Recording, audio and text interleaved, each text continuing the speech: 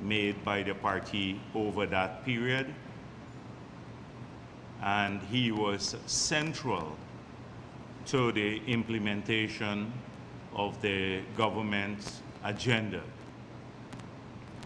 And he served several presidents in a very important role as head of the presidential secretariat, secretary to the cabinet, and secretary to the defense board, several roles.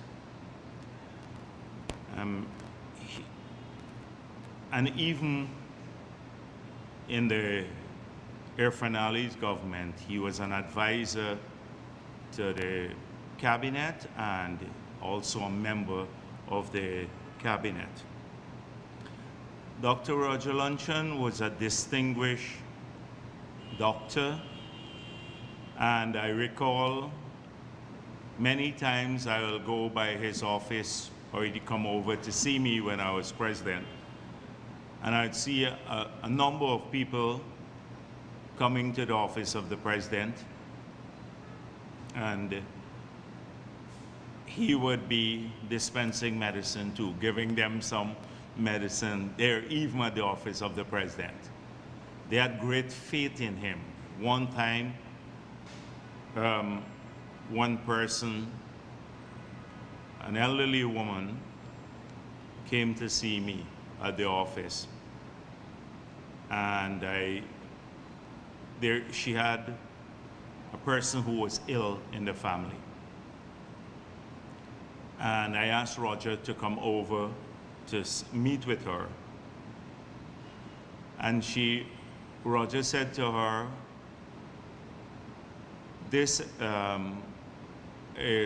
I would like to tell you something better, but the boy will not make it. And she started crying. She was inconsolable.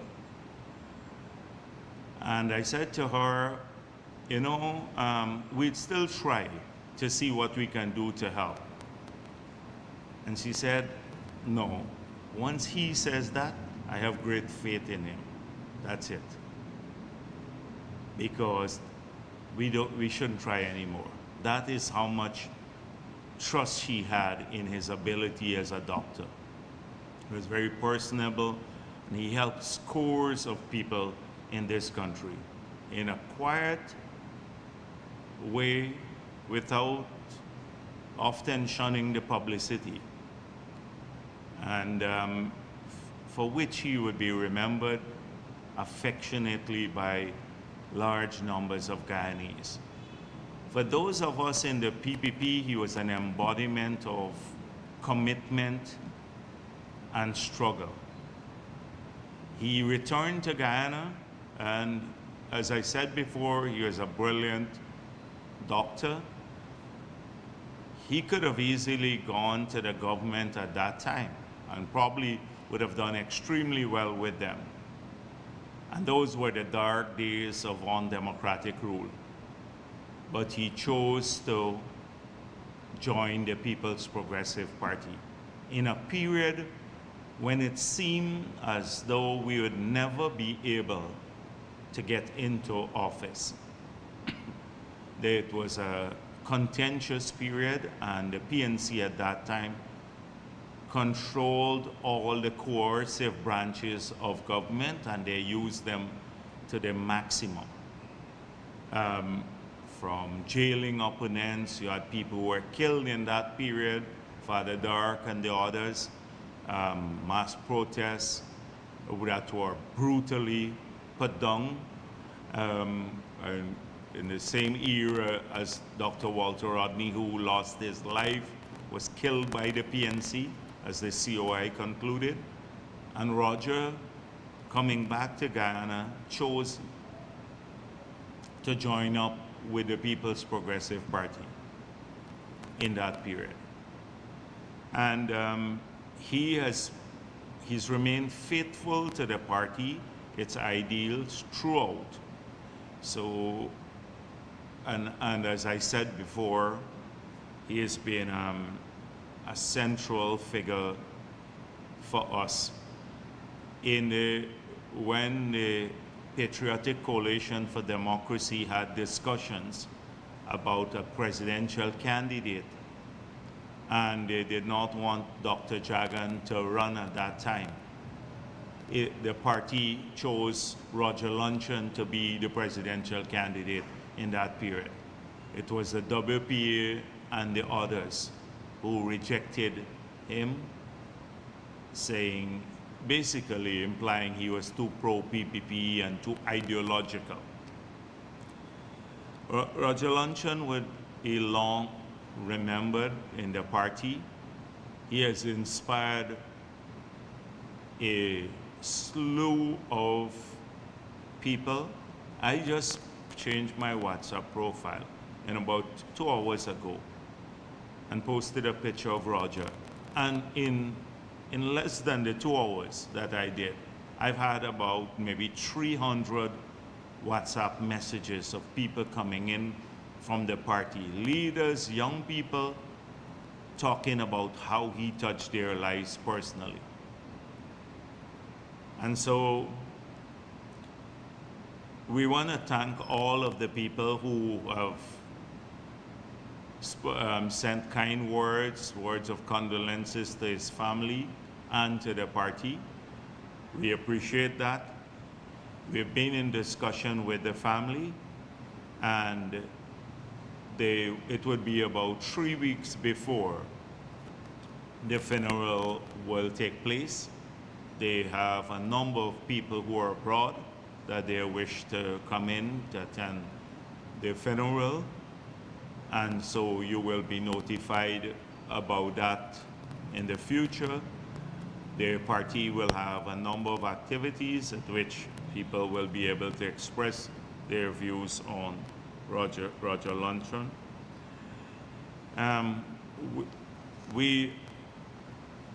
I was aghast just now to see a statement coming out of APNU. And seemingly to speak about Roger's commitment and everything else and how he was respected. But it's vile, as though they don't have a sense of occasion. It's vile to say in the statement here, and they were speaking about extrajudicial killing, that this machine, which appeared during the tenure of President Bharrat Jagdeo, consumed the lives of over 400 young men, and Dr. Luncheon is not without some responsibility for this unprecedented violence in our post-independence history. Now, APNU, the PNC, is blaming Roger Luncheon for the spate of killings that took place in that period, in the early 2000s, as though it was Roger Luncheon who gave refuge to the 5 escapees from the prison, who found solace in the arms of the PNC and many of their leaders. And that role has been documented by several persons. And the connection between the 5 escapees and the gang that they created that wreaked havoc on the police and innocent people in this country, killing many of them in Bartica and Agricola and Lusignan, etc. It's been well documented. UC Quayana, who is no lover of the PPP, documented that link between APNU and the criminal gang that they protected in Buxton. And they're seeking to blame Roger Luncheon for that in a statement on his passing. And I notice now they have said consumed the lives of over 400 young men. But you recall they used to say 400 young black men in the past. And then they used to say 1,400, the Kool-Aid gang. They used to say that. But that, I think they're a bit abashed now, shame. They may be a bit embarrassed to repeat this, because in that Starbuck News expose, it pointed out that it was the 400 people were killed or so, and in fact it's less, significantly less than the 400. But there were people of every race. There were policemen included that the criminals killed in that period too, over the extended period, and including the victims of their criminals, nurtured by APNU. And today they're blaming, in a statement on his passing, they're blaming Roger Luncheon for that. And secondly, they said that Roger Luncheon was the cause, he caused the PNC to suspend the dialogue with the PPP. Now, Roger Luncheon had to be an extremely powerful man to control the PNC leadership, to cause them to suspend a dialogue with the PPP. He had to be extremely powerful. He controlled the APNU leadership. The facts are very different. The facts are very, very different. And if you,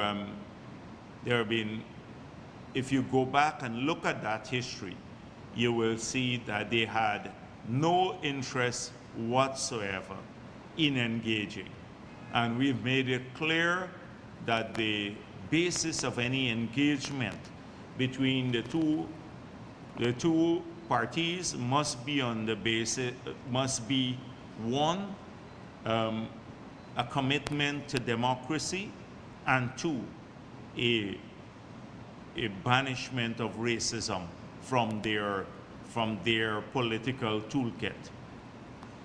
And so I'm very, very disappointed that they will issue a statement, and then in that statement, try on his passing, try to vilify him. And their Kool-Aid gang has been spreading another rumor that somehow when Roger had the difficulties over the past several months. Now, Roger has been ailing for quite a while, but throughout his ailment and the difficulties he's had, he's always showed up to work, give of his very best. He's one of those unique characters.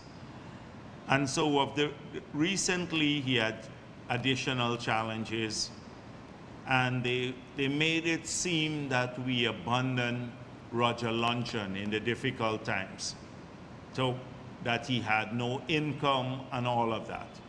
Now, as I said before, until the day he passed away, Roger Luncheon was a member of the Central Committee, was an executive member of the party, he was a member of the cabinet, he received a salary as a member of the cabinet, he received his pension as HPS, he had a driver assigned to him and a vehicle assigned to him, he had a staff an office in the office of the president with several staff assigned to him, and that was until the day he died.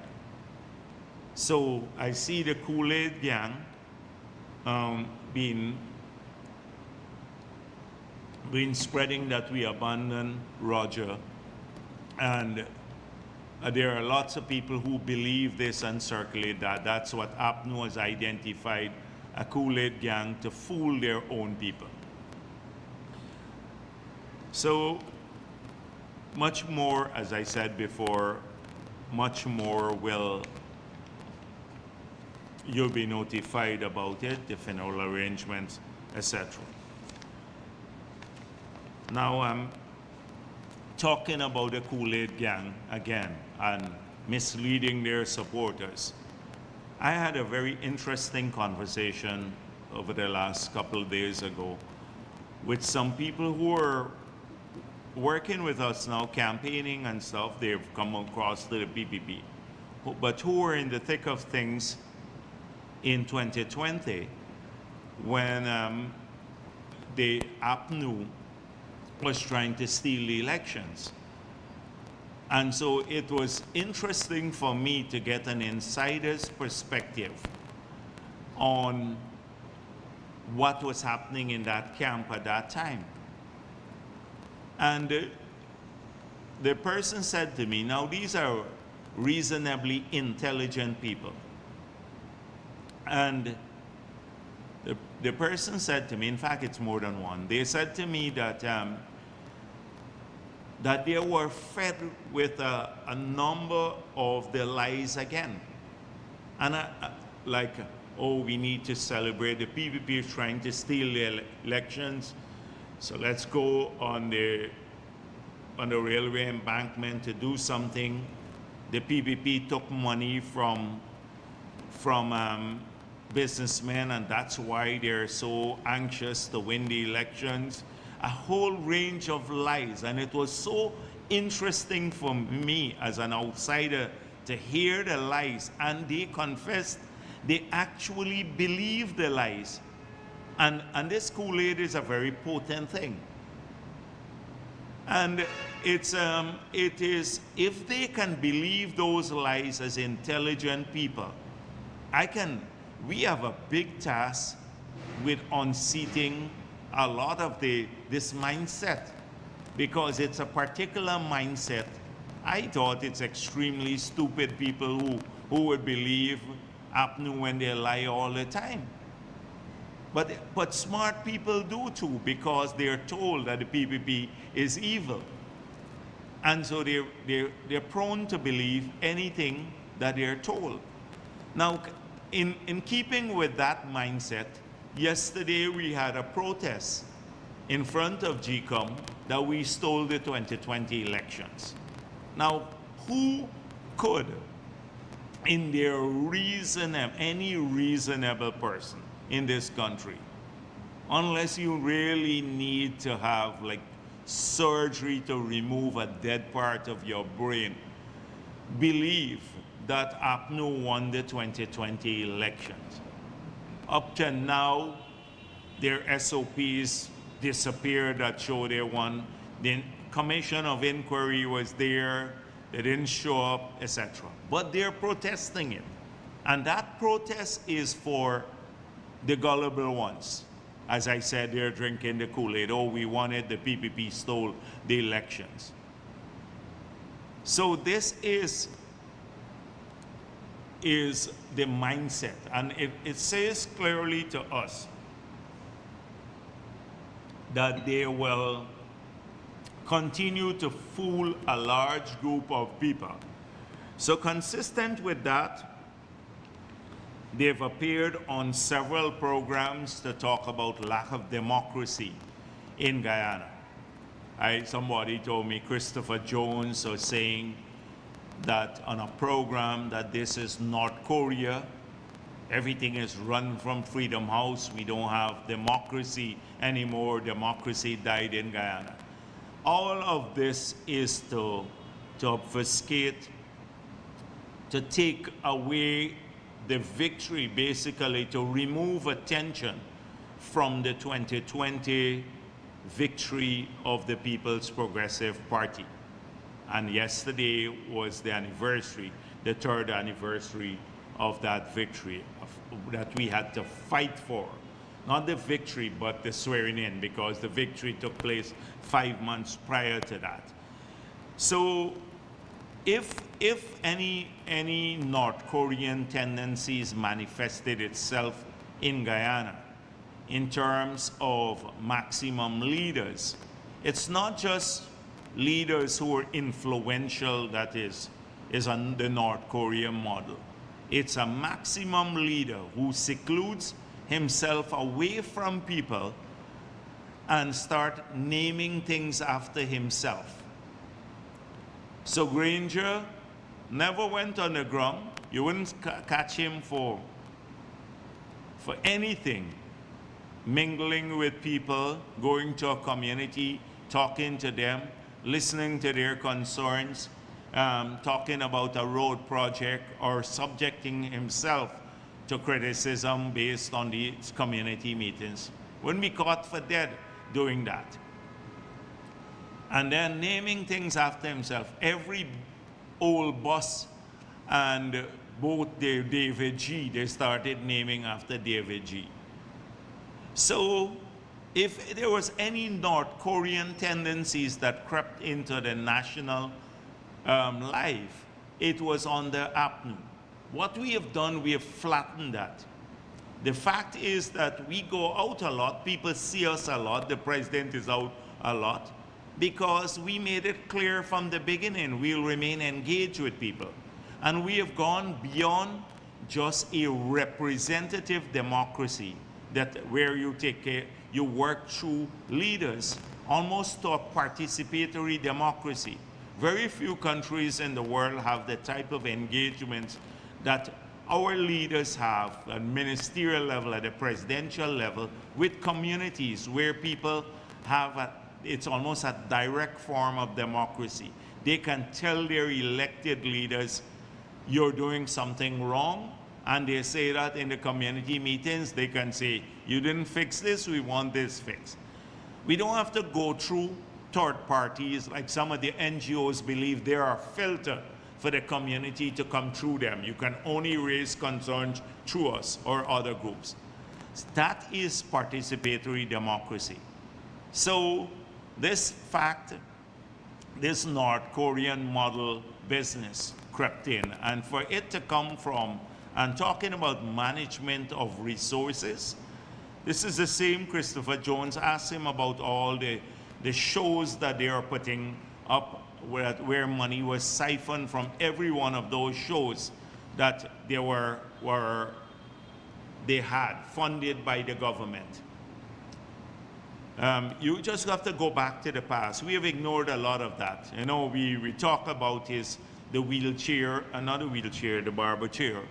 That a story a lot that Christopher Jones got to clean up the sledge money for that.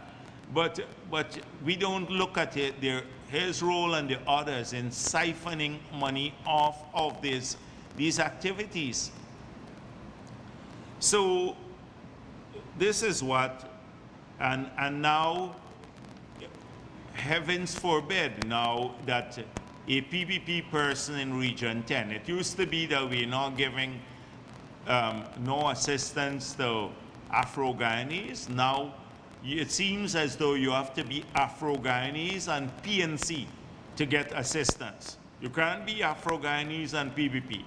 And only then we will meet their standards. And then, even then, they say to the people, the government will not help. So that brings me back to Norton and the third anniversary of the People's Progressive Party in office. So Norton had a ranting statement that he just issued.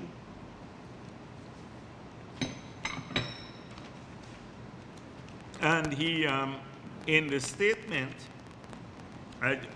he said, the Starbuck News editorial on the anniversary date encapsulated the national sentiment. That is APNU leader Aubrey Norton. And then he went on to speak. So he's referring people to he says that the Stabrook editorial captured their sentiment. It seems as though he fall out with Glenn Lal now. So now he latched on to, because he's led by his nose by Glenn Lal, and now he's latched on to the Stabrook editorial. So let us look at this editorial for a moment. This editorial actually could have been written by Glenn Lal in the Stabrook News. It's a vile editorial. Normally, I'm a bit generous to them. But in 3 years, they found not one positive thing that the PPP has done in 3 years in government. Not a single positive thing. Everything is negative. And I suspect the reason, and they're doing this editorial, they may be losing ground to Glenn Lal with his madness. So they keep saying that. Let me just give you a few things. I'm not going to go through all of this because I know it's garbage. It's a garbage editorial. Our track record is there to be seen. We can defend it in any circumstance. We can show that it's vastly superior than anything APNU did in 5 years. We have done more in a single year for the people of this country in terms of welfare than APNU did in 5 years. And we can show that historically, the PPP has always moved our country forward in every single facet of life. So I don't have to be defensive in our track record because I cannot use this press conference. It will take me days to point out all the progress we have made. And we are prepared to take that debate on any time. So let me just go to a few of the things. Approaching the 4th anniversary of the start of oil production and straddling 2 administrations, the people of this country are yet to see regulatory vigor over the petroleum industry. Despite a firm commitment 3 years ago, the government is yet to present legislation for a petroleum commission to regulate the aspects of the industry. They have not seen anything done on the regulatory side since we got into office. I have on a number of occasions sat right here and said that we have had in a short period one of the most aggressive agendas for improving the regulatory and the management framework for the oil and gas sector.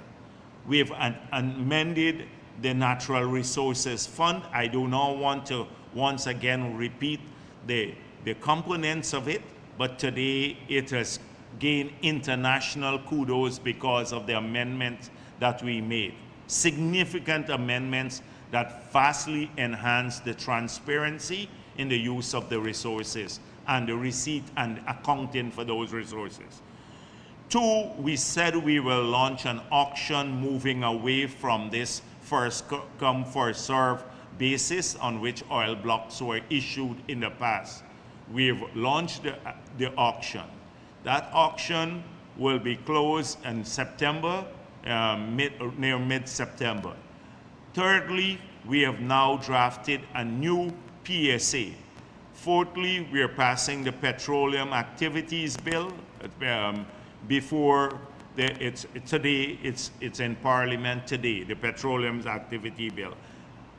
We also 5, we have passed a local content law, which has driven over $400 million of business to local people. I can go on and on. These are all important pieces of legislation and part of the framework. We said we will look at the Petroleum Commission, but we made it clear at this point in time that no function is left unattended to because we don't have the Petroleum Commission, because the Ministry of Natural Resources now acts as the management and regulatory body. And we have strengthened capacity there. And they have seen nothing happening on the regulatory side in the last few years. Absolutely nothing. Because somehow we say we'll pass a Petroleum Commission and we didn't. That's the editorial for you. On the environmental side, we have now passed, let me don't go to the environmentals yet. On the licenses themselves, the subsequent licenses that we have issued, Payara, etc. We have strengthened the provisions. We have made them public now. They're all listed on the website. Where APNU had them hidden, they're all on their website. Vastly strengthened licenses. On the environmental side, we have put in place we've introduced a carbon tax. There was always a no flaring policy, but there was no mechanism to penalize the company. We introduced a carbon tax, one of the few countries in the world where you have the petroleum industry facing a carbon tax. And it's now $50 per ton of emission that if they flare or you have unsanctioned emissions. We have, in the last permit we gave, we said they have to have a capping stack here that wood can plug a well. It's a very costly thing that just in case there is a spill, that immediately that would be in the country. They didn't want to bring it in the country, that it could be deployed immediately to plug the well in case you have a blowout. And they'd have to keep a subscription abroad. We have the $600 million guarantee now that it's there in writing, the certificates are presented, and the $2 billion parent guarantee. We can argue about whether it's adequate or not, and there's a court case on this matter. But this was not there before. We have looked at higher standards for wastewater. We're building an oil response capability, an inspection capability. We're at the GRA, we're now looking at an audit capability. All of these, they haven't seen anything happening in the sector in the Starbuck News editorial on 3 years into the government. So then they moved on in the same editorial. They said that, we're not giving people enough money now, so they latched on to the very popular argument. The same people who talk about Dutch disease, and we must be careful about Dutch disease and high inflation, and took a moral high ground and would invite people to Moray House to talk about these lofty ideas. Now suddenly, they want us to share out the money. But really, it's a populist way. Let me give you an idea. So they're saying that people are not feeling the benefits of the oil and gas sector enough. First of all, you have to go back to what we collected. So the first year, about 600 million was spent from the oil and gas resources last year. And this year, $1 billion is programmed to come from oil and gas. I dealt at the last press conference with the facts that it's less than 1/3 of the budget is funded from oil and gas revenue. Less than 1/3 of the entire national budget. So it's not coming in at a large magnitude. But let's look at what people get now that they didn't have in 2020, and let's calculate it. The school kids now have $8.4 billion more in this year's budget that they did not have in 2020. The pensioners increased by $13,000 from $20,000 to $33,000. When you calculate it, it's over $14 billion.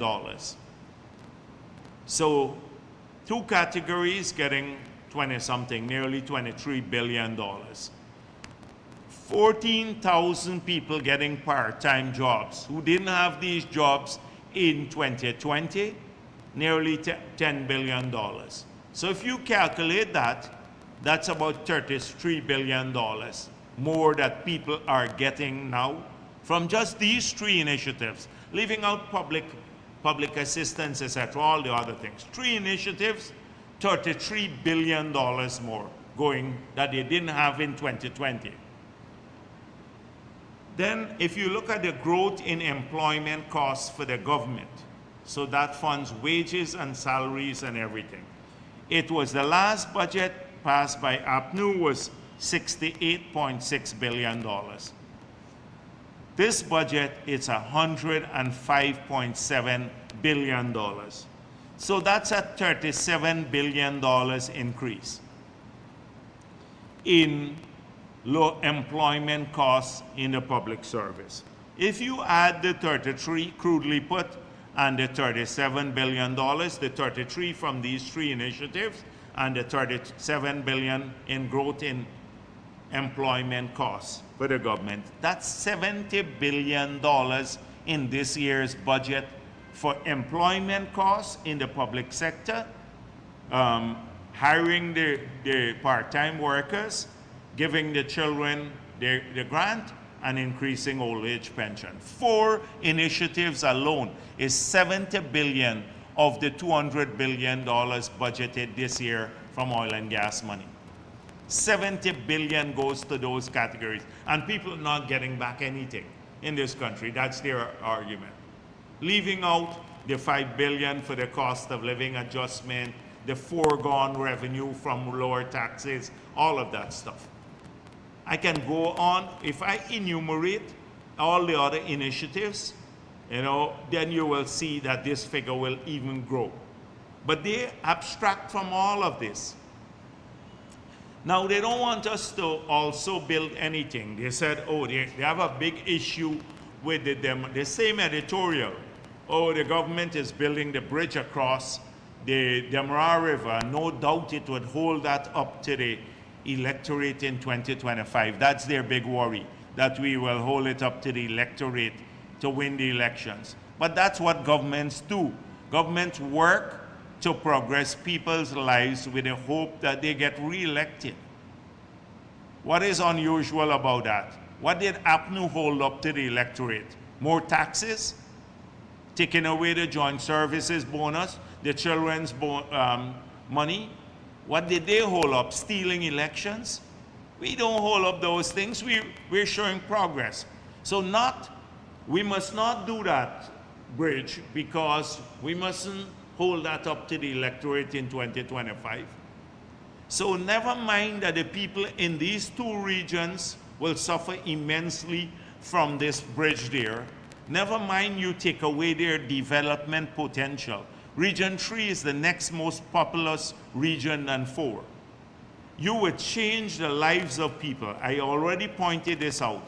All the economic activities now that we don't have space for in Region 4 can go across to Region 3. People can bring containers. There's no difference now with landing your container on any size of a river, moving large trucks, etc. with that bridge. It will change it there. But they have a problem with that. No doubt they have a problem. Let me tell you about the other things we're spending some oil money on. So we're building a road from Crane, a 4-lane road to the bridge, and that will cost another $15 billion. From local money, 12 Guyanese contractors are working on that. Our own people working there. But what will that do to the thousands of people who live in Region 3 and people who go across the Region 2? It will change their lives. With this bridge, it will change the lives of the people, the bridge and the road, because every morning you should go and see the congestion, or in the evening there. But we must please Tabruk News and some of the others, because you mustn't do these things. Because why would you want to do this and campaign on it in 2025? The road to Diamond that will change the life and done mainly by local, 14 I think of the 17 contractors there are locals.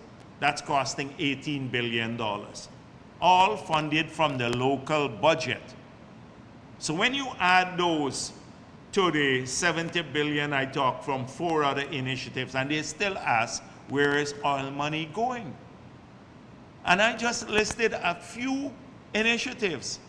Forget the buying more drugs to the hospitals and stuff like that. We'll come to that in a moment.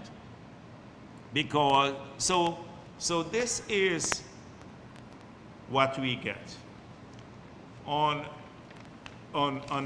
this editorial. Not a single thing. I can go on. it speaks here about the gas to energy project. And the same editorial, why would you want to do this? You'll be locked into a cycle outside of maybe it will cause problems to people on the West Coast. Power plants are built everywhere in the world. Gas pipelines are built everywhere in the world, including the developed countries, but it's not an issue. Some of them are built in the center of heavily populated areas, pass through major towns. But that's not a problem. Here, this editorial is very concerned. That's why I'm saying that it speaks about more like Gunlal. Oh, this power plant would lock us into a cycle of burning fossil fuel. And we must be careful because we want to ensure that we're not polluting the world. So what is the problem here? Last week, I dealt with the G20. They couldn't make a decision to phase out or phase down fossil fuel. That's the G20. If you read this week, you will see that the United Kingdom has just given out hundreds of licenses to explore for oil and gas. The same United Kingdom that was championing the cause of phasing out fossil fuel and banning coal. Last year, they gave a permit for deep coal mining in the United Kingdom.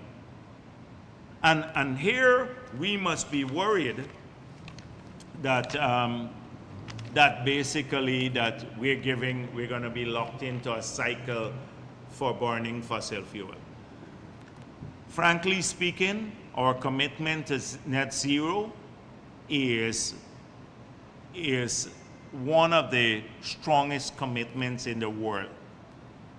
We are already doing a significant part of playing a significant role in decarbonizing the world through our forests. We are already carbon negative. We've laid this all out before. But Starbucks doesn't care. They complain about cost of living. Oh, cost of living is high. Everybody now. And it's true because we've had the pandemic, but they don't speak about the measures that we've put in place. Cheaper electricity would reduce cost of living. Cheaper cooking gas would reduce cost of living. They don't care that that project will bring in electricity prices at 50% now and cooking gas price at 50%. Oh, they're worried about our commitment to the rest of the world locking us out into a cycle. Although gas is even less carbon intensive than diesel and bunker that we're burning now. That's their concern. This editorial is filed 3-year anniversary. No doubt that Norton uses it as his, he didn't need to say much. He used the editorial to do it. It's a vile editorial. So, again, consistent with the Kool-Aid approach to development, they've been now spreading a rumor, and it's going on. And why, the reason I want to address this is because a few doctors said to me, do you know that there are some doctors who are saying this themselves? And that's why I'm saying this Kool-Aid has resonance not only with, I thought it was extremely stupid people, but it can go into other circles too, because that's how it's works. It's very pernicious, and it works in surreptitious ways. Very, so they spread it by chatting. And when you ask people one question, where did you get this from? They don't have a source, but they still spread the rumors. So there's been, recently we discovered, we had a big backlog at the Georgetown Hospital. Now let me tell you the context. First of all, When we got back into office, we had to destroy about $10 billion worth of drugs that were, that is, medical supplies, etc., that were part of, that already expired. Took us a while to clear that up and then replenish the stock. A lot of the equipment were not functioning. The labs in Georgetown Hospital, tons of things. Your COVID hospital, you know, didn't have a bed, a single bed in it, no oxygen, nothing. So we have had an intense period of trying to fix this. Do you know that between 2015 to 2020, not a single audit was done for the Georgetown Hospital? That is their legacy. Not a single audit was done between 2015 to 2020. Just now, the management of Georgetown Hospital had to recreate the financial statements and get the vouchers to the Auditor General's office for the period 2015 to 2020. They now, last year, they submitted, for the period we've been in office, they've submitted financial statements up to 2022, last year. So this administration has had to go back now and recreate the financial statements from 2015 all the way to 2022 that are before the audit office now. So that's the first thing. That's the first thing, lack of accountability. And so I hope that some of the same people there who are talking nonsense, that they will look at that issue. That's the first thing. Secondly, they spread a rumor that we are running down the Georgetown Hospital because we want to give the private hospitals work. I know that we want to kill Georgetown Hospital so everybody in Guyana would have to go to private hospitals. Now, it's so stupid because in the light that they have seen us announce that we are building 12 new hospitals, public hospitals around the country, at which each would have things like ultrasound, CT scanning, every one of them will have those facilities. Nobody should believe that rumor. That's an expansion of public health care. But people still believe that, and none of the plans for any of these hospitals was in place when we took office. And we will spend about $600 million on these 12 hospitals that will transform healthcare. So in the face of that, people should not believe this, but they do believe. Secondly, are we really underfunding Georgetown Hospital?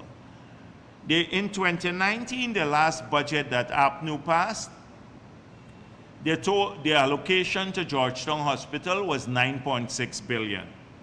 This year, it's $15.6 billion. A $6 billion increase on 9. You put 6 over 9 and multiply by 100, and then you will get a percentage, the percentage increase.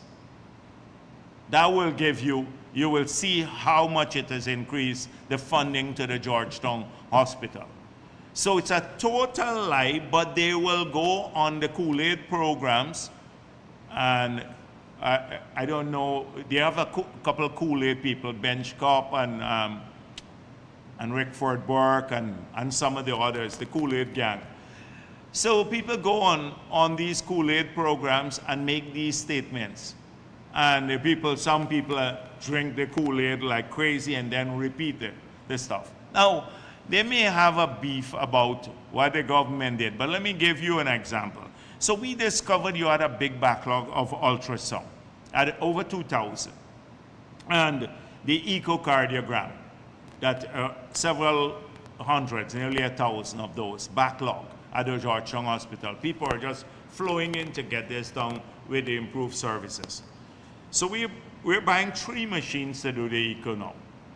And we decided, the president one day convened a meeting at State House. I was at the meeting with the Minister of Health and others, the administration. with all the hospitals, Mercy, Woodland, Balwan Singh, Sheriff Davis Memorial. And we decided that they will help us clear the backlog by paying them to clear the backlog. So they were charging like 6,000 to 8,000 for ultrasound, and for the government people that we direct to all of these hospitals, they're charging 4,000, and now the echo they're doing for 6,000 when they were charging 12 to 15,000. And that has allowed us now to clear a lot of the backlog. They had extra capacity because we care about people. And we did it with all the hospitals so we could clear up the backlog for people there. That is what happened. So people drink a lot, as I said before. They Kool-Aid and they just move on these issues. Now on the Chinese landing issue, you have seen a comprehensive statement by the Minister Teixeira, and I saw a Starbrook editorial again. It wasn't such a bad one, but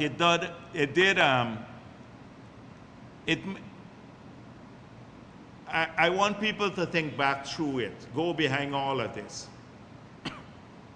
The only reason that this issue arose is because, first of all, the People's Progressive Party in 2006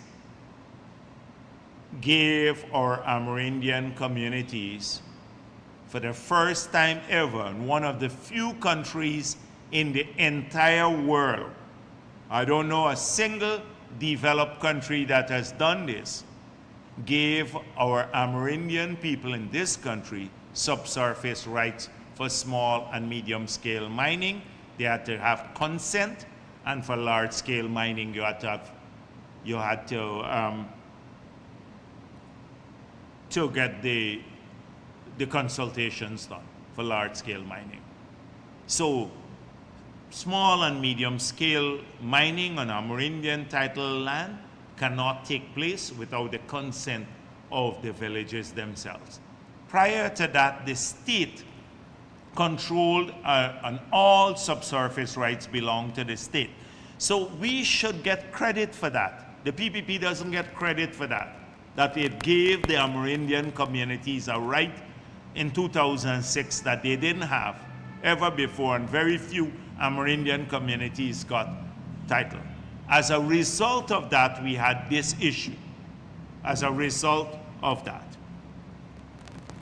And secondly, but the editorial said we are hiding behind the matter being sub judice, and that we should read the riot plan to the police. If we find any police who've been violating the rights of the people in not just Amerindian communities, but anywhere in the country, but more particularly in this case, there'll be heavy sanctions. We don't need to read the Riot Act. We've done it many, many times before. But we're not sheltering behind the matter being sub judice. There is a CCJ decision, and we have to comply with a CCJ decision. The same people who are saying we're sheltering behind a decision of the court now, and basically implying we should ignore it, would be the ones criticizing us, or to be the first to criticize us if we ignore a decision of the court, particularly the CCJ. But now there would be a temporary ban on mining in the communities, and hopefully that would allow us to move forward in that area.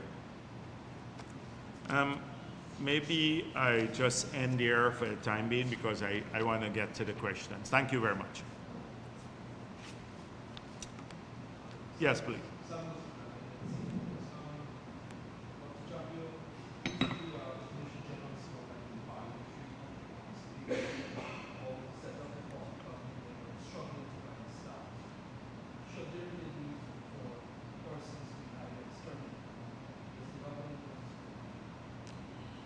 Um, the thing is that we're trying to use as many local people as possible. But if we do have, if there's an absence of local people and we don't have the requisite skills, we have no alternative but to turn to the technical skills from abroad.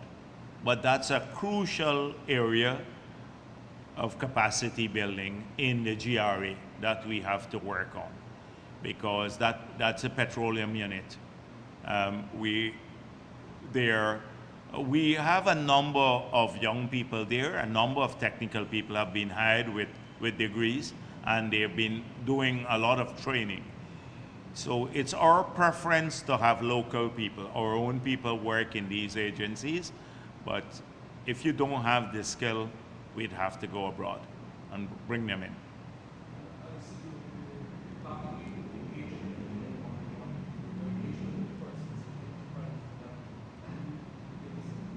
Oh, yes, but it's ongoing. A lot of the communities, when you visit them, first of all, people don't have a lot of information and they're being misled. So a lot of what I'm speaking about here, where people are actually misled into believing something that is not true. And I noticed that they go very almost hysteric when I visit some communities. Like Rickford Burke, I saw him becoming hysterical here as part of the Kool-Aid gang, because it doesn't suit their narrative that we don't visit Afro-Guyanese communities, etc. And by the way, this is a con man. Let me just put in that piece. The con man who lives in New York, Rickford Burke, the criminal who's wanted here. I had to put that piece in just that we properly characterize him. So visiting communities, as I said before, they keep us grounded. Because when you go there, people, you don't have this big protocol of office, and it's not a control environment. Like APNU love to work in control environment. If you talk to most people, they didn't see them. The ministers would go, they would have a very small circle, they don't meet people, they pop into an area and come out back. When you go in that kind of environment, you get to talk to people firsthand and explain to them issues. Because many are led to believe that their communities are not getting their fair share. So if you go to Linden, they would say, oh, you're doing something in Berbice, we're not getting our fair share. When you go to Berbice, they're saying you're doing something in Linden or Georgetown because of the misrepresentation. We're working in all across the country. So, and we enjoy doing this too, because it's talking to people, listening to ordinary people. And that's why we don't have any fear of being too aloof, because people say, oh, like one other thing, oh, people want more money, wages and salaries and stuff, and that's true. I've gone to most of these community meetings. You know the first thing that people ask for? Roads. When are you fixing the road? Now, should we disregard the wishes of the people? And we have fixed over maybe 2,500 roads, community roads, since we got into office. I haven't even costed that as yet to have people say, oh, where's all money going? Remember, we just costed one at 70 billion for 4 initiatives. These 2 alone are 30 billion. These two that are funded from the local budget, the road to Diamond and the crane to the bridge road. But when you look at the 2,500 road, that runs into tens of billions of dollars. That's the first thing people ask about. And then they would ask for things like, well, in few cases like jobs, and that's why we responded to the part-time jobs. And then they would talk about maybe, oh, the hospital, the doctor doesn't go there on time, things like those. But the primary concern of almost everybody, should we not listen to them and fix their road? So that is a big issue. Yes, please. And then we come. Yes.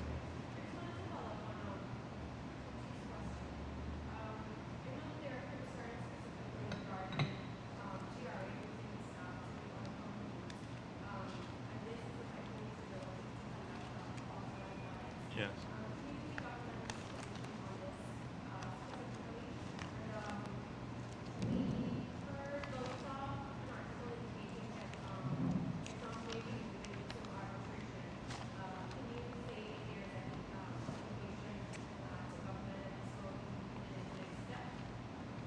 Exxon will be moving to. On the audit, I have not been advised of that, but if that comes to my desk, I'll let you know. And so I don't want to just give life to rumors. At this stage, it's in that domain until I receive a notification. It might be factual, but let's see until I see it in black and white. So that's one. Yes, it's always a concern, but not just there. From the government agencies, we're losing staff to the private sector, to Exxon, but we're losing staff to the other private sector, and some of the private sector are losing staff to the government because sometimes our pay is more lucrative than the private sector too in the state sector. So they are losing sometimes the government. So people have labor mobility now, and it's where they have choices. You can't hold people like in bondage. You know, you have to keep training, and that is why we have 17,000 people now on government scholarship, online scholarship alone. 17,000 people studying. That was one of the things too. They don't see that as an improvement. That's 3 years, 17,000. Starbuck couldn't even mention that in their editorial. Less than 1,000 in the period APNU was there. Nearly 30,000 house lots developed. They didn't see that positive with practically no housing. But it's all negative. So 17,000 people studying. We keep training. You have people with labor mobility, as I said. The biggest problem we have with labor mobility, though, is moving from the regions, geographic labor mobility, not between agency. We're trying to get people to come. And when they do come, they don't want to, they want housing here, so they apply for a house lot here. I met a youngster on Emancipation Day from Dartmouth. So he came and he's working now in oil and gas. So he told me he's applied now for a plot of land in Region 4 because he's planning to move. So that is going to be an issue too.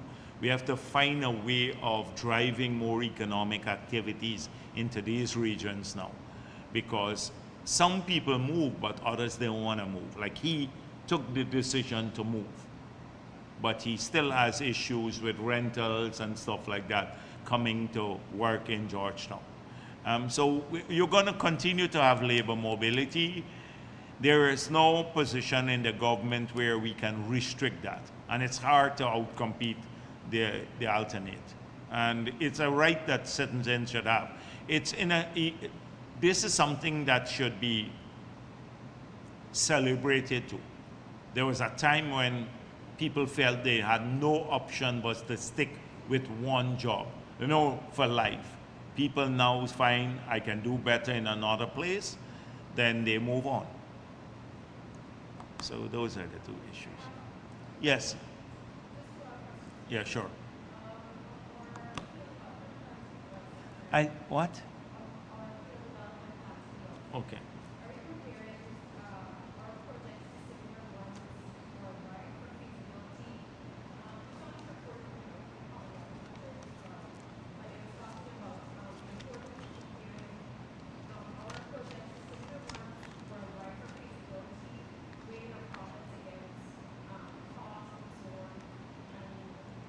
Yeah, the Commonwealth reports are good as guideline because they're done by specialists, but they're general.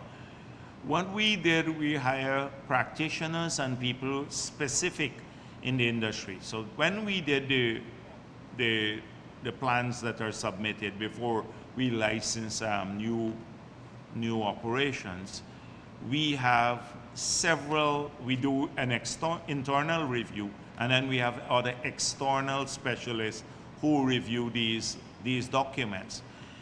That one thing you would note is that they're often general. Like I saw a McIntyre report, the headline basically praising the government of Guyana for its stewardship of the oil and gas sector, but often, like, because it speaks about the patience that we exercise not using the money until we reform the NRF, which is what we did under the government, but it cautions about being careful with the Dutch disease, the same McIntyre report, and they caution about the Dutch disease. Then we're being pushed by Norton and the Stabroek and everybody to do the things that they want that will cause the Dutch disease. And then they think that they're representing the best in political and economic thought. That's the contradiction. And so that editor, the article is great. The IMF position is very complimentary. And then I see a headline that distorts the whole tenure of the article. The same thing with the Commonwealth. They give broad guidelines, and then because they're not involved in a specific field development plan or anything of that nature. That the principles,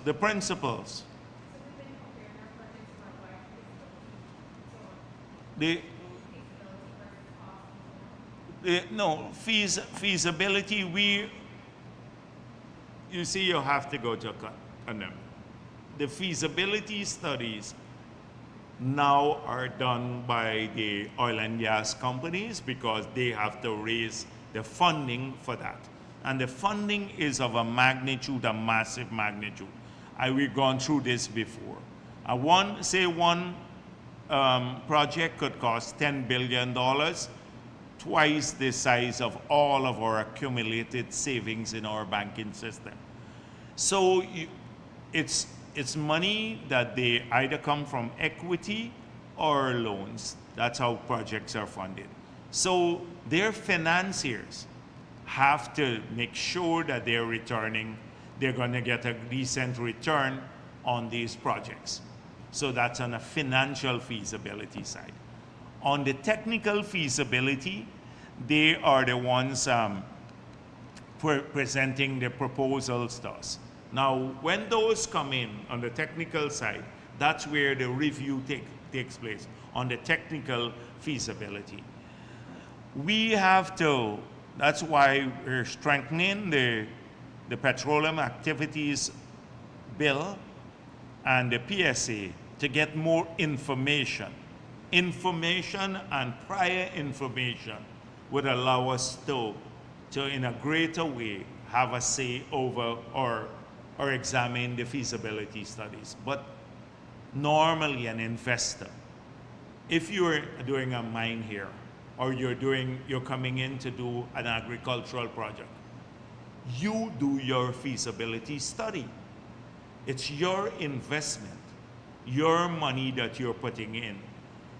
The government, if you may come to government and say, I need the following concessions. So a lot of people apply to the GRA. But if you fail, if you lose your money, we're not out of pocket. We're not putting in a cent into these ventures. We're not out of pocket. So assuming that the price of oil goes now to $28 a barrel, the losses would be borne by the company themselves. So they have to be cautious on that.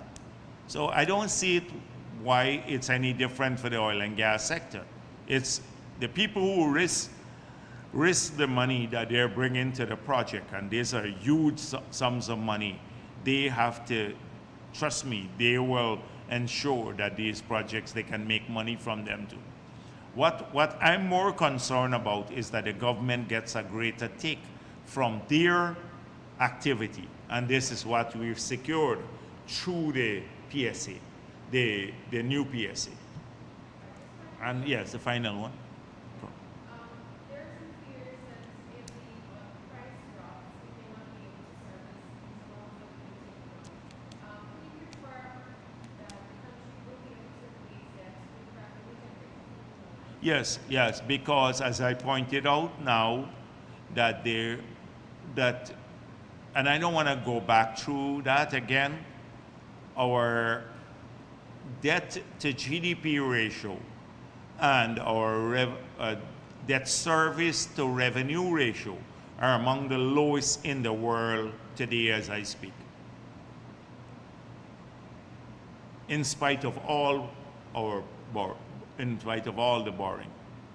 Our debt to GDP ratio and debt servicing to revenue ratio are among the lowest in the entire world today as I speak. Yes, please. Just to follow up on the labor shortages, so to speak, there's a lot of I didn't get that. follow up on the labor issue. Oh, the labor, yes, the labor. I'm just curious, we hear about the shortage of labor, but at what point will the government seriously consider it if it hasn't already started allowing labor? Sure. So I explained this before, so it's worth repeating it. That there are a large number of people who are trying to bring in laborers. We've been very cautious.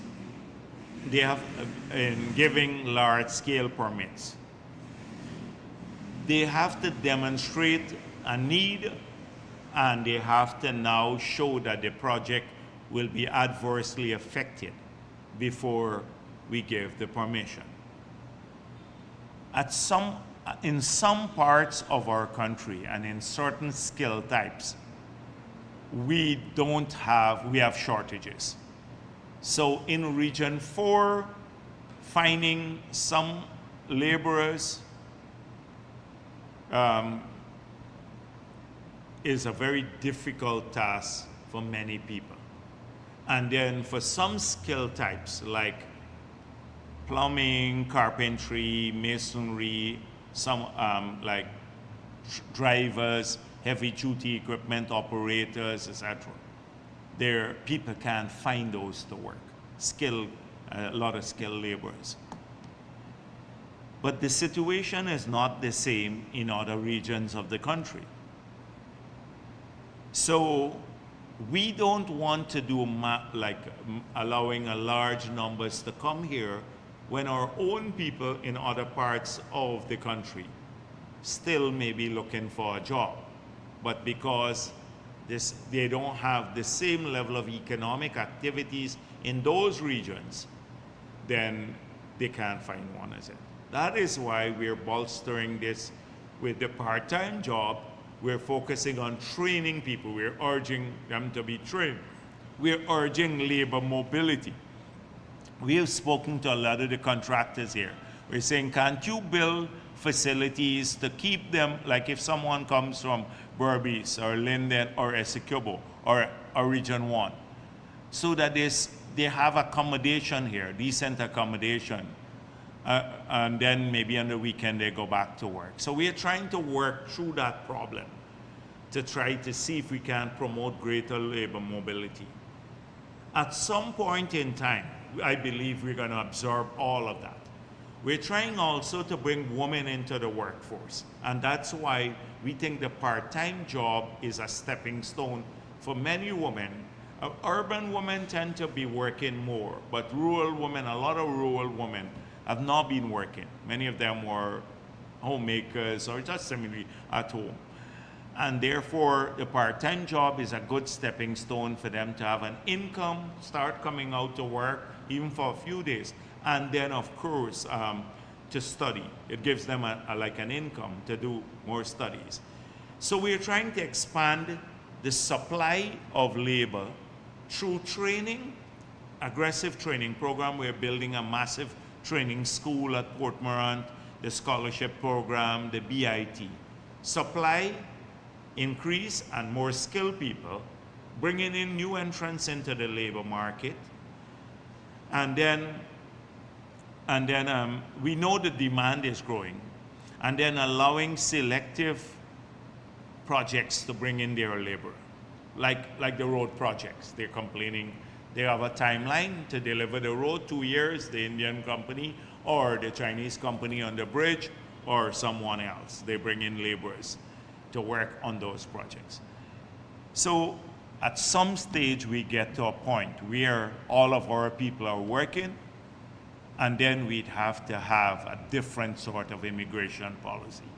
Now people are worried, like UAE and Qatar and the others, where the original population is like 10% of the total population in the country, the people of the country. We're not gonna get to that, so don't let Norton quote me on this. I'm just giving an example. Next thing the Kool-Aid gang would say, I'm saying only we're bringing in lots of foreigners. So we now need, but those countries have differentiated between their citizens and people who are resident in the country. So they have like access to health care and other like social benefits, but you still have a differentiation of the people, or our people like Guyanese. So the biometrics and the ID card we're producing will have two cards. One for citizens of Guyana. That is, we will have a different kind of card, and then one for residents in Guyana. So they have equal rights in terms of access to education and health and all of that. We make sure we provide that. But there's a differentiation between our people, and we, at any time, we can know what those differences are and stuff. And if people are coming in for a limited time period, those will, once you swipe that card, it will go back to their immigration records and to the work permit records, which will be separately tabulated. You can swipe the card and then it takes you into like your GRA, your driver's license would have the same unique number. It will take you into Social Security, all of that. So if we're sharing a grant now and we have to deposit it in people's account, not to give them money physically, we'd emerge into that. You can then deposit in the account of citizens versus non-citizens. So that is where we're evolving, and that's why we're moving parallel to do the biometrics of everyone who's living in the country with those cards that would start the differentiation. Planning for that future, which may happen 5 years from now, but where we'd have to have a more liberal policy on immigration, but only after our own people are working around the country. They have jobs, good paying jobs, etc. That's the plan. Specifically on concerns raised in the PAC meeting from GRA, you mentioned that some of this work is being constrained by not having those highly technical staff. At what point do you consider bringing in government, bringing in highly technical persons to support? Yes, no, but if the GRA comes to us and say, we can't get X work done because we don't have this Y skill person, then we will deal with that immediately. But we don't want to do it on a blanket basis. They have to demonstrate a need and a very specific need. Because the moment we do it on a blanket basis, you bring down 10 people here to work at GRA, 5 of our local guys would show up and say, hold on a minute, we are qualified, we can do the job. And then we get caught in between. So we need to be very careful about this. So if GRA, if the Commissioner General goes to the Minister of Finance and say, my work is being affected because I don't have skilled Guyanese, and I need 3 persons of a skilled nature, and here is the CV, right? For the persons that to allow me to complete this task, if we can't find them here, we'd have to bring them in. Okay, but it must be specific. One more Yeah, question sure. for me. Has there been any advancements in the discussion for possibly a new minister of local government on a new top law? Oh, those are issues that the president is dealing with, but let me just say I spoke with the president. So on Monday, the mayors and the others would be sworn in, and on Wednesday, the COI for Madia. Next Wednesday. Monday, the mayors would be sworn in, and Wednesday. But the other things are in the president's portfolio. Yes.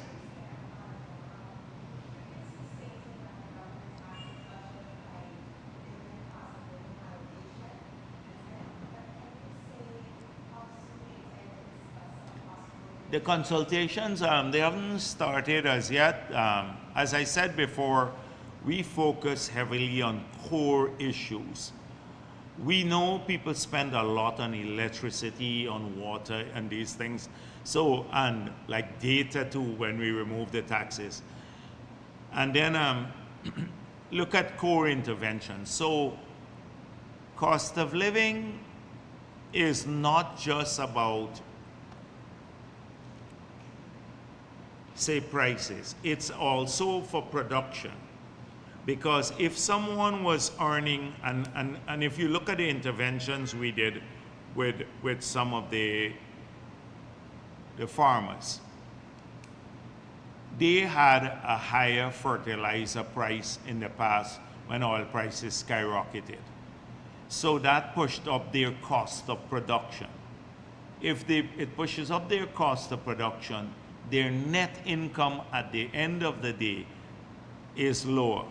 Because of a lower net income, because of changing prices, their ability to sustain livelihoods is diminished. So if you assist with the offsetting the cost of production, then they still maintain their original, their net income doesn't get affected, and then they can also do well. But we will do that, I think, very soon. We'll launch the consultations.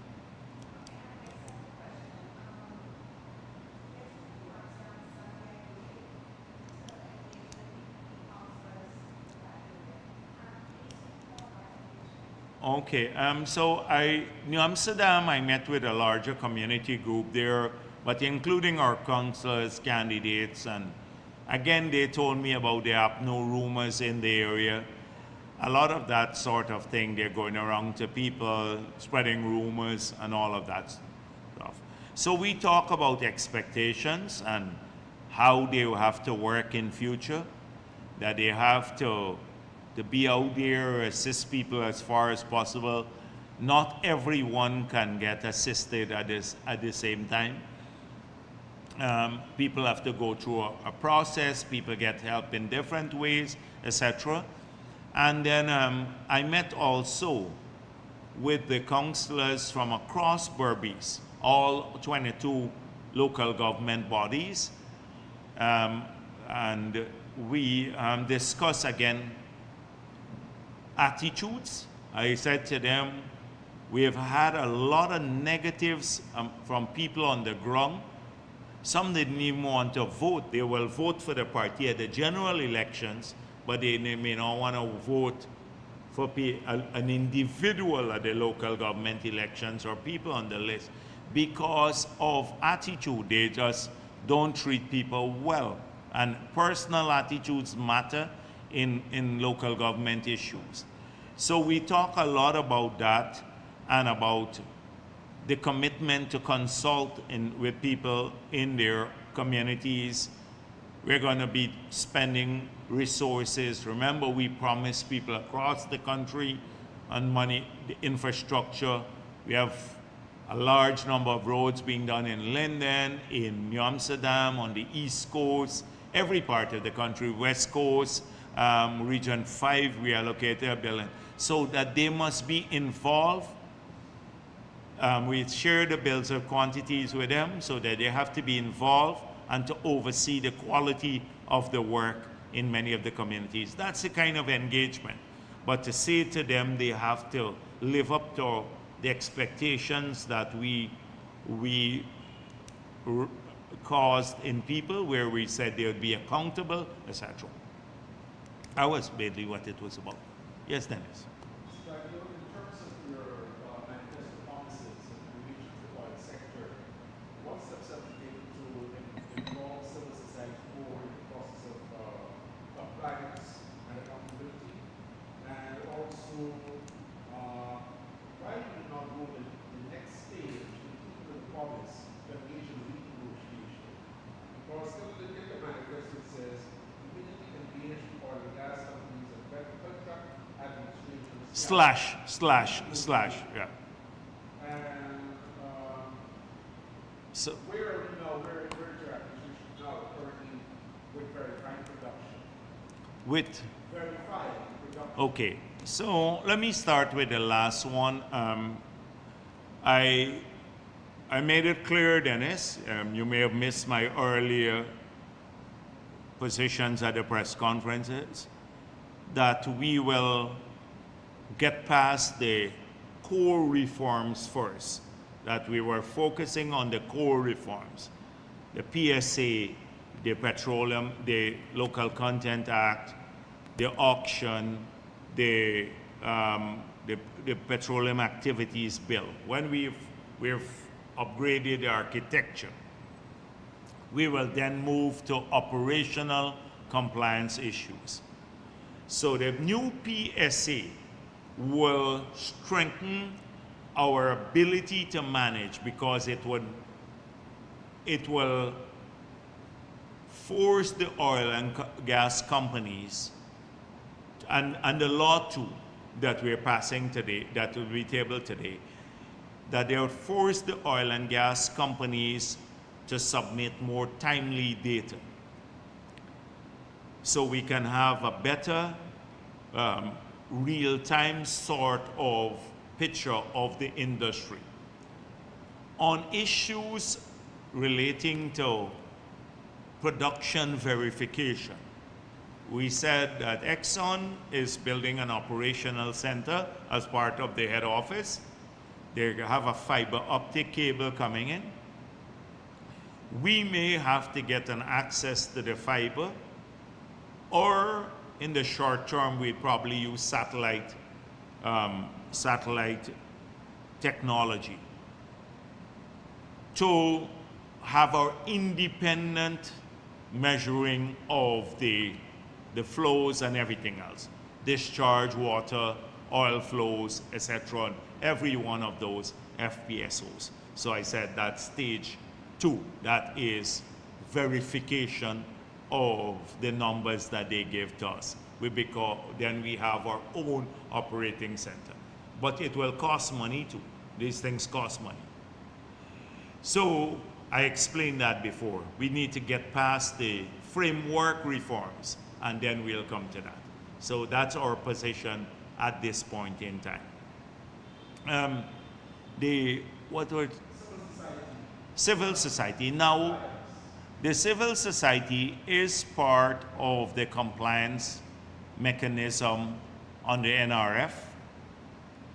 The civil society so we had 22 organizations, I think, under the APNU bill. And I saw one man said, that Starbuck editorial, that he'd never seen such a top-heavy bureaucracy in the world. We have reduced it to 9 civil society organizations, from the labor movement, from the professional bodies, from the religious bodies, these are, and I think, and from the private sector. These have to meet and produce, along with the board of the NRF, an annual report which will be tabled in the parliament. Now you have to recall that every cent that comes to the budget from the NRF is formula based, and it has to before it's spent, it has to go through an appropriation project, any project funded under that. So that already is before the Parliament. So that is how there's still a body in the NRF, a civil society body, that has a very important role to play in oversight over the NRF. And the third issue is, renegotiation. So we had, that's why I told you slash, better contract management slash renegotiation. The slash was there that if they bulk on, so we put that in our manifesto. But if you look at our public statements, and 3 weeks before the elections, I was asked at a press conference, will the PPP be renegotiating the Stabroek block? And there was an unequivocal answer, no. And you can go back and check that. That was before the 2020 elections. The slash there, just imagine if Exxon had refused to give us the free gas still, the free gas for our power plant. And they were unwilling to address the local content law and all of that stuff. We said we need to get better contract management, means we had to get more, and also getting more from the contract means these other projects. The local content project that brings more, we're estimating that within another 3 years, about $1 billion of spending per annum will be with Guyanese business. That gas to energy project will pay back for itself basically at the rate of gas. Maybe now it's come down a little bit lower. That will pay back for itself, but we practically have the electricity for free. And now is a substantial, that's 300 megawatts of power. Practically have it for free. And that would allow us to cut the price of electricity by 50%, bringing about a huge benefit to our people, equivalent to maybe 70, 80 million US dollars per annum. And if you double that, because it's 300 megawatts, that's at 140 megawatts, it should be over 100 million US dollars by us cutting the price of electricity by 50%. If we were to sell 300 megawatts at the current rate, and by selling it at half of its price, we will save Guyanese consumers over 100 million US dollars per year. So that's benefit to our people. But all of these things get lost in the doctrinaire kind of debate. Oh, we're building a power plant, we have an international obligation. All of that gets lost. So we're saving enormous amount. But that's why we put that slash there. And so when people say, oh, we're reneging on our commitment, I made a firm, unequivocal answer. This was 3 weeks before the national elections. Our position has not changed on this matter. Our position.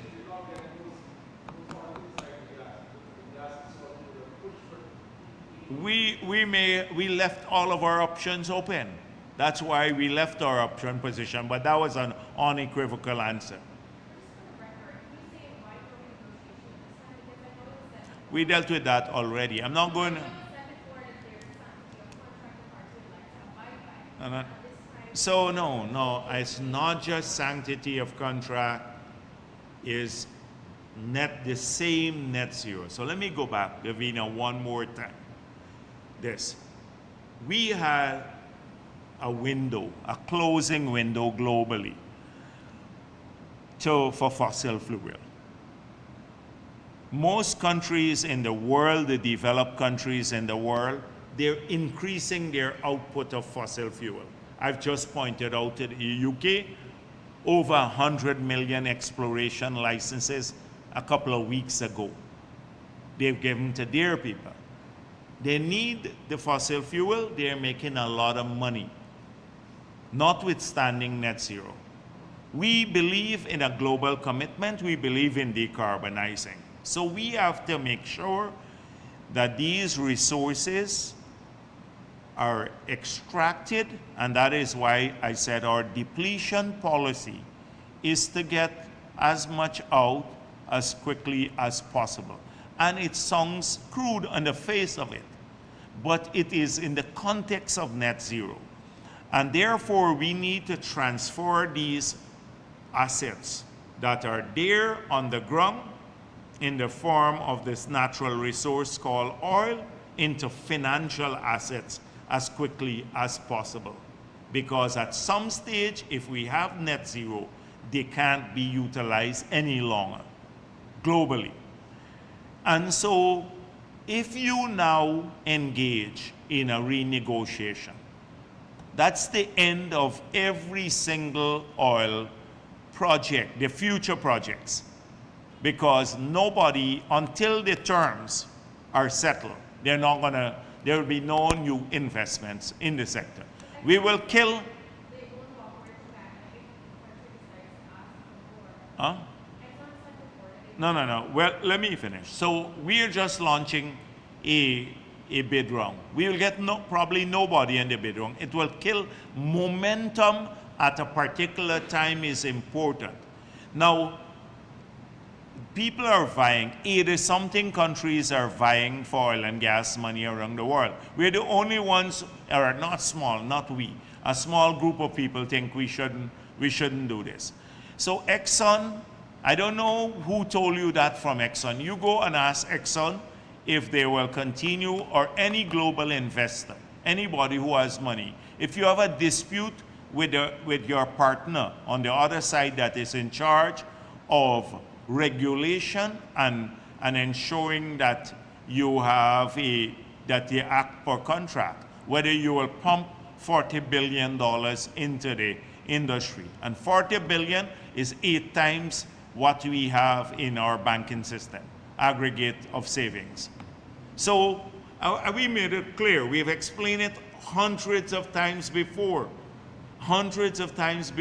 why it is crucial that you now maximize your investment. You saw what the UN Secretary General and the others are saying? Do not invest anymore in fossil fuel infrastructure because it will be stranded. They're saying to the world, don't fund fossil fuel infrastructure. If the world doesn't fund it, we're stuck with all the oil potential in the world, but nobody funding it, like Suriname and many African countries. If that happens, there's an active move globally to prevent investments taking place. We have to maximize the investment flow. 80 countries are trying to get investment flowing into their country. And ultimately,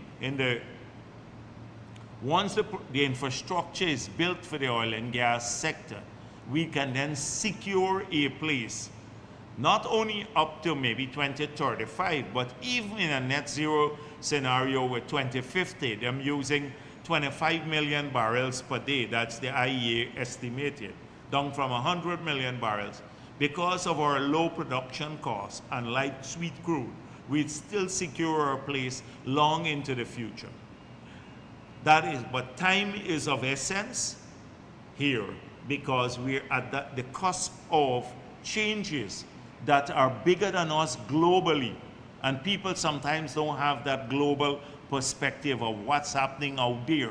When they try to raise, Gisby tried to raise $100 million from IDB to put in an infrastructure that's for the oil and gas sector, but could have had multiple use, and it got vetoed, much less to raise $40 billion. $40 billion with the possibility of your assets being stranded because of global environmental changes. So that is why we say please look at the big picture. And sometimes that gets lost here in the petty squabble over issues. Yes? Anyone else? Dr. Jagdeo, at what time did your government accept the role, yourself and government accept the role that you play in the double standard in the media today? Because of the fact you go to painstaking on a weekly basis to come and dispel misinformation, while the government turns a blind eye to media houses like Kaicho News that has a radio station and owes the GNBA money, while they are putting out misinformation, while they are allowed to put out misinformation. There are ways owes the radio station owes the government money. And the government is also simultaneously one of the biggest contributors, if not the biggest contributor to media entities in this country. So you're taking taxpayers' money, give it to entities that spread misinformation, create confusion. You come here every Thursday, continually answer the same questions. At what point in time will the government and yourself be responsible for this imbalance here? So the GNBA has to deal with its regulatory functions, and that's separate from me here as a member of the executive and as General Secretary of the PPP. So I can't, because if the and I don't want to comment on GNBA and how it's pursuing its mandate. That should be dealt with at a separate state activity, not here. My job, as we said before, we believe in press freedom. There are lots of times we believe we're treated unfairly. I've gone through a lot of this stuff. You heard what I said. The distortions on a weekly basis, the vile lies that are told about the PPP every day and find themselves in the mainstream media, the mischaracterization of every single issue, the double standards like Patterson matter that you saw. Patterson, if a PPP person had done what Patterson did, where there's documentary evidence what he did, you want to have any clearer view, that person would have been mauled by now, totally by the media, but it practically went off as a non-event, and somehow the PPP is discriminating against it. So it's our duty. So all of that happens. But this happens in free societies too. And it would be immensely easier if we live like in North Korea, like this Christopher Jones was saying. But we live in a free country. And so whilst we will defend the right of the media to say what they want to say, we will robustly challenge them to. And sometimes that challenge is seen as being hostile, but it's not. We have to do our job and to point out where these distortions take place. And sometimes it's frustrating, and it is like sometimes you just want to say, how could people be so stupid to believe some of these things? But you have to do it, and that's what political parties do and governments do. The fact that some of the media entities may not be in good standing, that's for another occasion, and that you can ask the GNBA to deal with that. Dr. Jagdeo, if you are your part, government's biggest funder of media, you would expect when misinformation is put out there, they will look to educate the public, like the fact that every time the PPP is in government, there are more fires. And everybody knows why there are more fires when it's in government. Actually, that's something that that's part of the Kool-Aid kind of mentality too. The fire, bit. But if we give an ad to a media house, you're hoping that there would be balance but you can't muzzle them editorially. And I think therefore, yes, it's true that in many cases that the government does fund a lot of the same media houses that are harassing every day, distorting stuff. But if you can't just give an ad and say only because you get a government ad, you have to toe the government line. That's not how it works. And so I guess they'll continue getting the ads, but and I hope that the public, this is all back to the public. People can write whatever they want. The public. You know something about and what I noticed too, like I was in Berbice recently, and at 2 gatherings where you had almost like 1,600 people combined. 3 said to me they read the newspapers. I asked by a show of hands. 3 read the newspapers. And that was really shocking to me. 3, I said, where do you get your news from? 3 persons. 1 gathering, nobody. And if you don't believe me, I have the recording of it, I can show you. So people have to, the people who are imbibing the news, they have to be discerning. And that's what I try to talk to people about. That educate yourselves, don't listen to this thing, like the same nonsense you said to me just now about people saying that every time PPP is in office, there is a fire, that we burn down places to rebuild them and give contractors favorable to us their job. Now, as though we don't have enough things to build, if we want to give contractors favorable to us, we could go and build schools everywhere. There's big demand for schools and everything else. But the reason, they don't look at the converse of what they're saying. Why, when the PPP is in office, you're burning? Because we're not a slow fire, more fire party. You know which is the slow fire, more fire party. And so they say that, but the Kool-Aid people actually build it. They said, we burn up this Stelling, and then they didn't realize to give people a job, right, to build back this Stelling at Reed and Hope. Then they didn't realize it's the private boats that got burnt up too there. Just a bunch of lies, and people actually believe this sort of thing. But critic, the thing is that we can't take away the muzzle the media here. You can't muzzle them. I expect, of course, if they're utilizing public funds, that they have a responsibility to people, not to distort. But again, that's up to their editorial policy. Like Kaichur News, the editorial policy is Glenn Lal. The editorial policy is Glenn Lal. If he wakes up and one morning he's crazy, then you get a crazy thing the day. Anyhow, yes, Davina.